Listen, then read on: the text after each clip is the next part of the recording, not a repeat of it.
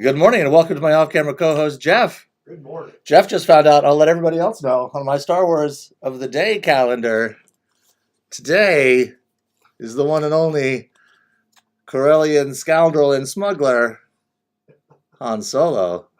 Look at that guy. There's 365 Star Wars. Oh, characters?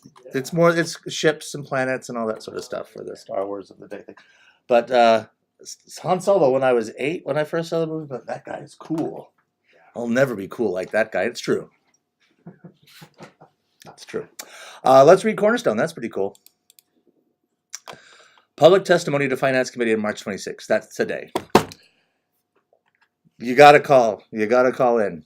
It's important. It's very important. Call in, email, write, post. So the legislators are very busy during session. They've got meetings all day long and out of the office meetings all night long. Staffers, they really trust those staffers to collect information, pass it on to them. So even if you reach a staffer in an office, just know that your communication is going to get to the people that you're trying to communicate with. Go and advocate for the university. Let them know that it's important to fully fund the regent's request. That's the thing to do. But you can do that today. The House Finance Committees hold public testimony today, and there's information in the Cornerstone. It's 5:30 in Homer, Delta Junction. Hey. Delta Junction. Represent. Glen Allen, Toke, Valdez, Whittier, Healy, and then tonight at 7:30 to 8:30, Fairbanks, Anchorage, Ketchikan, and Sitka. So all over the state. I could spend all Andrew Reed's Cornerstone talking about that, but there's a lot of other things going on. Oh, look what made it into the Cornerstone. The spring break.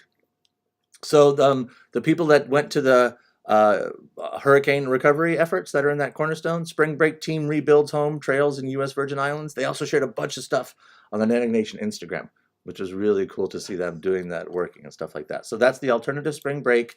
They do it during spring break. They go and they help a community somewhere in the world. They've gone to Mexico. They've gone to somewhere in the United States. The U.S. Virgin Islands is with this. And alternative spring break. Great stuff from those student leaders.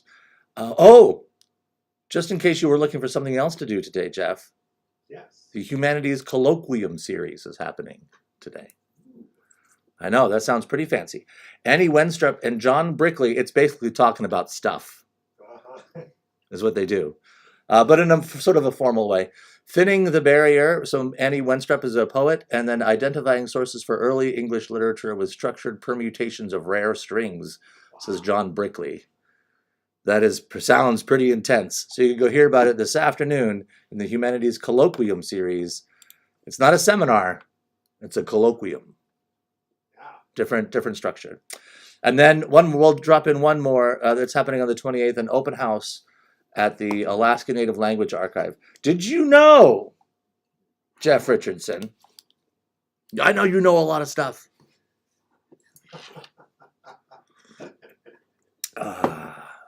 But did you know that 2019 is the United Nations? They created the International Year of Indigenous Languages. No, I did not know that. I did. And we actually have, there's a group you can join on the UAF Facebook page, a social window for the International Year of Indigenous Languages that the Alaska Native Language Center is sharing a bunch of stuff into there about language revitalization and all the work that they're doing here on campus. So that just leads right into this open house that's happening in the library on Thursday. The event will feature an evening of tours and exhibitions featuring highlights from the Alaska Native Language Archive collections.